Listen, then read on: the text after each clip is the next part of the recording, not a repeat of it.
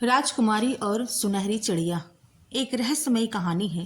लोक कथा जो हम दादी नानी से सुनते आ रहे हैं। बहुत पुरानी बात है, जब धरती पर राज्य छोटे छोटे टुकड़ों में बटे थे और हर राज्य का अपना एक राजा हुआ करता था। हिमालय की गोद में बसा एक राज्य था सोमनगर। पहाड़ों से घिरा, झरनों से सिंचित और सदा धुंध से ढका रहता था यह राज्य। यहाँ के लोग सुखी थे, परंतु राजमहल में एक ऐसी उदासी थी जो पूरे राज्य की हवा में घुली लगती थी। राजा विक्रम सिंह एक न्यायप्रिय और वीर राजा थे, लेकिन उनके जीवन में एक ही दुख था, उनकी इकलौती पुत्री राजकुमारी सौम्या, जो बचपन से ही बोल नहीं पाती थी। उसकी आंखें समुद्र सी गहरी थी, पर उनमें हमेशा एक मौन था, जैसे कोई अनकही कहानी भीतर कैद हो।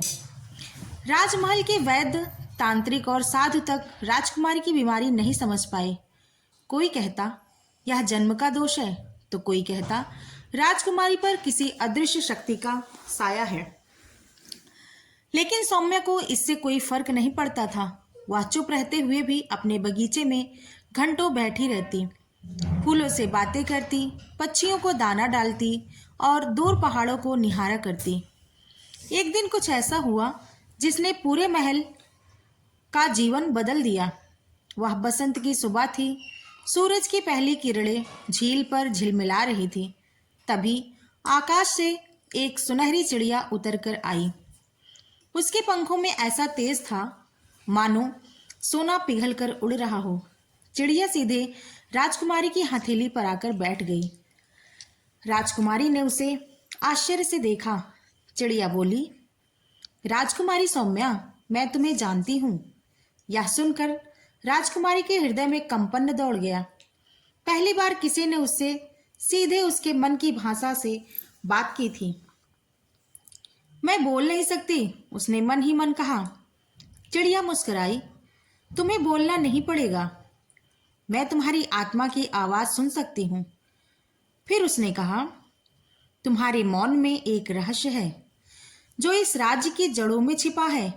अगर तुम उस रहस्य को जानना चाहो तो कल सूरज ढलने से पहले झील के उस पार वाले वन में आना। राजकुमारी के मन में भय और उत्सुकता दोनों उमड़े। वह वर्षों से राजमहल की सीमाओं में बंधी थी, लेकिन अब उसे लगा मानो कोई उसे पुकार रहा हो, किसी पुराने वादे की तरह। अगले दिन शाम होते ही राजकुमारी अपने सेवकों को बताए बिना महल से निकल गई। चांदी की चांदनी में झील चमक रही थी। वह नाव में बैठी और चिड़िया के बताए दिशा में चल पड़ी। झील के उस पार घना वन था। जैसे जैसे वह आगे बढ़ी, पेड़ों के बीच से धीमे धीमे कोई गीत गूंजने लगा। आवाज मानो हवा में बहते सुरों की तरह थी। चिड़िया फिर प्रकट हुई। सौम्या, यह गीत तुम्हारे वंश का है।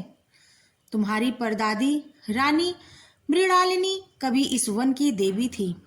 उन्होंने अपने प्रेम और प्रतिज्ञा के कारण मानव रूप धारण किया था, परंतु अब उनका प्रेम विश्वासघात में बदला। उन्होंने अपने वंश पर एक मौन का श्राप दिया। जब तक मेरे वंश की कोई कन्या सच्चे हृदय से मौन की जड़ को नहीं तोड़ेगी, तब तक उनकी आवाज सदा बंद रहेगी। राजकुमारी स्तब्ध रह गई। तो क्या मेरा मौन श्राप है? हाँ, चिड़िया बोली, पर श्राप को तोड़ने की शक्ति तुम्हारे भीतर है। तुम्हें अपने राज्य के सबसे पुराने मंदिर में जाना होगा।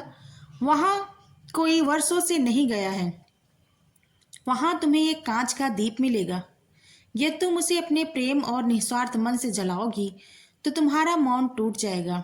पर वह मंदिर कहाँ है? चिड़िया ने अपने पंखों से चमकती रेत की एक लकीर बना दी। इस रास्ते पर चलो, लेकिन सावधान रहो।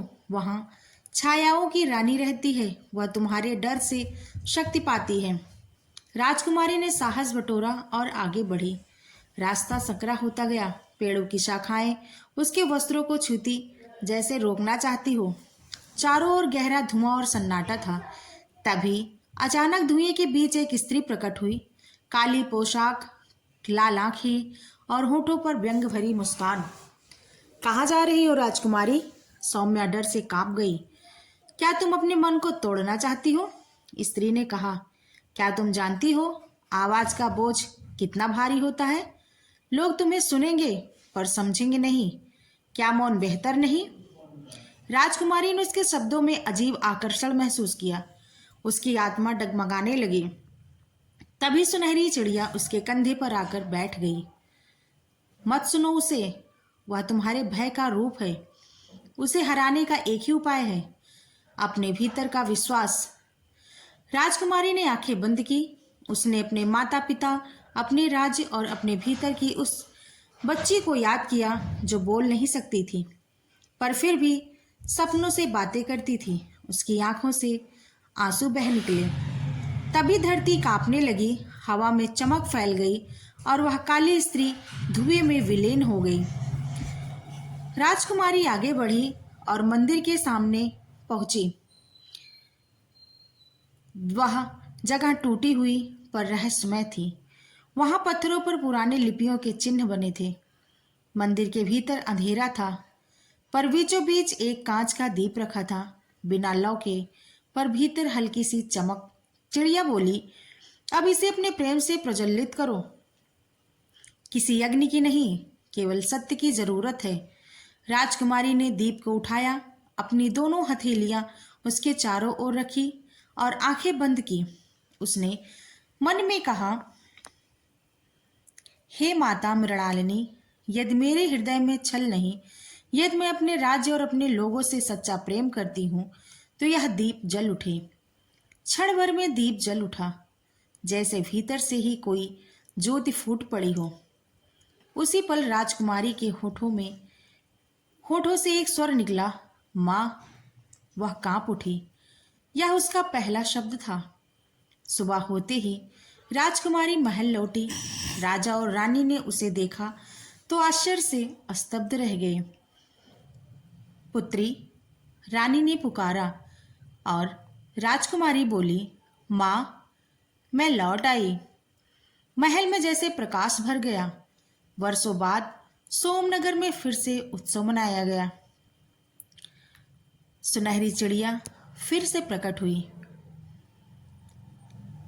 सौम्या, तुमने न केवल अपना श्राप तोड़ा, बल्कि अपने वंश का मौन भी समाप्त किया। अब इस राज्य में कभी मौन की छाया नहीं पड़ेगी। राजकुमारी मुस्कुराई। और तुम? मेरा कार्य पूरा हुआ, चिड़िया बोली।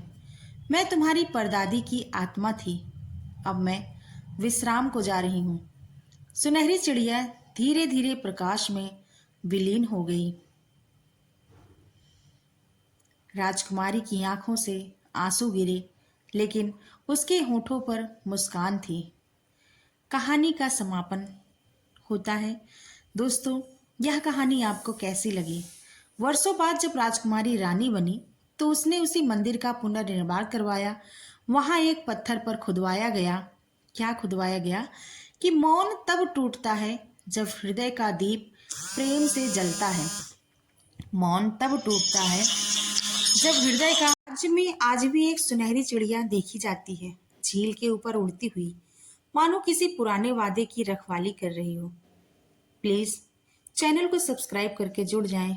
बहुत बहुत धन्यवाद आपका। कहानी आपको कैसी लगी कमेंट में ज़रूर बताइएगा। ऐसी अच्छी मनोरंजक रहस्यमयी कहानियाँ सुनने के लिए चैनल को लाइक सब्सक्राइब ज़रूर करिए। धन्यवाद।